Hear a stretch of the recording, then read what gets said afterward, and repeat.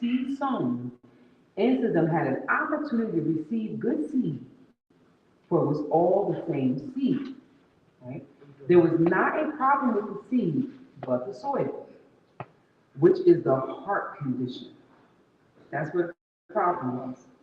It is not that what goes into a man which defiles him, but it is that which comes forth out of the heart and out of the mouth that defiles the man. We do not pick and choose the heart condition of those we attempt to befriend. It's like they say oftentimes, and guidance counselors and stuff will tell you, you can't change other people. Right? You remember you ever hear that, KK? Right? You can't make other people do. You just got to be you. Right? Same transcribed thing. In the process of time and sometime at the outside, we discern the heart attitude of whom we are attempting to relate to. Below, I have put together a short list to assist you with learning how to navigate and discern those relationships. So this is from Apostle Walsley. This is biblically referenced based on the 45 years of experience of him in ministry and the 65 years plus he's been here on the earth. So some of it's going to be based on his experience. You may not like all of it, but we're looking at it as a wisdom guide to help us navigate. So we're really trying to navigate relationships so that we can grow and build. Because what kind of business are we in? So business. We're in the people business. Right? It's the same thing. So, but guess what? Even if they decided they don't want their soul saved, we still got to work with them. Because it may take them some time to want the God that you have, because we may not have projected him. Correct. Right. So they're looking on you, and while you were in your maturity process, you may have not shown them the God of love. So just be cognizant of that they are, as you're growing in Christ and you're maturing, you're touching people along the way, whether it's touching them good or just touching them. So keep those things in mind. So we're going to dive in here. Does everybody have a copy of it? All right. And I have something else here about sonship, because this one's not going to take us through, the whole time.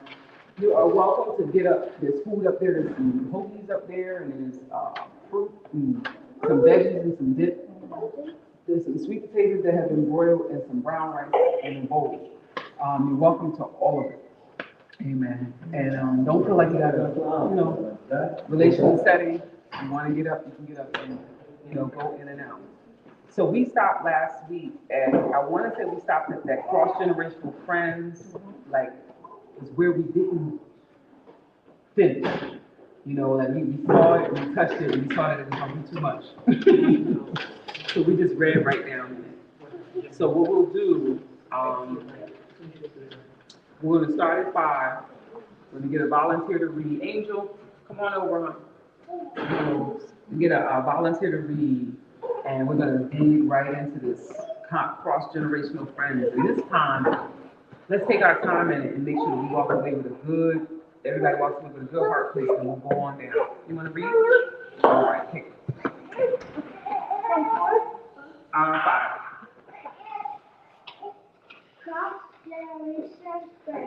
Generational friends. This group is a very important group because this is where most grandparents, aunts, uncles, parents, and mentors fit in.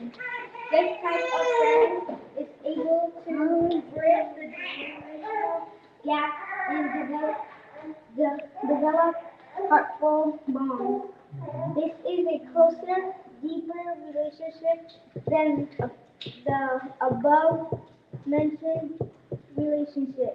This type of heart bonding relationship is where passion, impartation,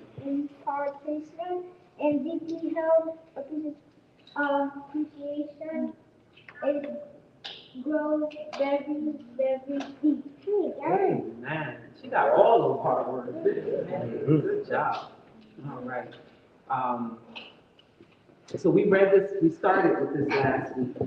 So we want to open this up, and does anybody want to say anything about this cross-generational friends? Questions, comments, feedback? Um, I'll start. You notice here that this switches, because when we first started with this, a lot of the first three were very selfish. They were like one-way relationships. You know, they weren't the same as this. This is someone that could be family. This is someone that could be, you know, within an organization or a group that you're a part of, right? This could be a mentor relationship. This could be a guidance counselor. You know, you see it says grandparents, aunts, uncles, spiritual parents, and mentors fit in. Notice it says spiritual parents, and it doesn't just say spiritual fathers. It says parents, because there's a parent Amen. relationship. God always will mimic the family that He created in the earth inside of spiritual things. He won't have one-sided things. It'll always be there. Anybody? And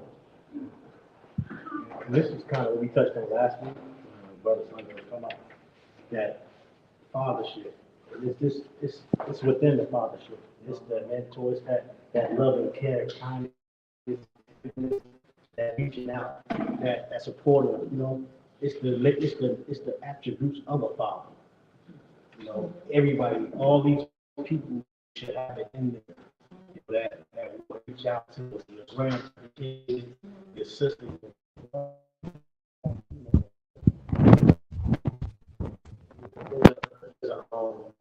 As they take dinosaur today, it's missing in our culture. You know, we don't have no men. In my family, I got like 18 women, but all the dogs are gone. Missing out the same. So I had like maybe 8 or 9 aunts, strong aunts, but they were all women. They're all women. You know that. I know, But it's men, yeah, it's a lot. It's like they sisters, most of them sisters and so forth. Then you come down to my generation. I had like 7 cousins. We all the same age, all of us same age, and some a little older. But I'm saying none of them had their fathers wasn't around. My father was the only one that was around. So when they came up to my house, when we was little, my father used to be to everybody. So they knew they didn't care where you know what I'm saying, that's the fathership, and they knew that was Uncle Seymour, you know. So I'm saying that to say that it's missing nowadays. Because the men are not around.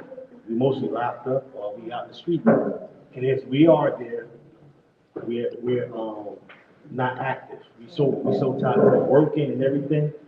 You don't get this, you don't get to do that daddy thing. So last week we talked about being present, but your presence not being. You know, and that can be parents. It doesn't just have to be Yeah. fathers. And I'm touching on that because I'm a man. Mhm. So this one is good because like in the beginning of my life, I had a somewhat family structure. Like we went around my aunts and stuff, and then when my mom died, then I got like it went from like one space to another. So like this is good for me because it's like even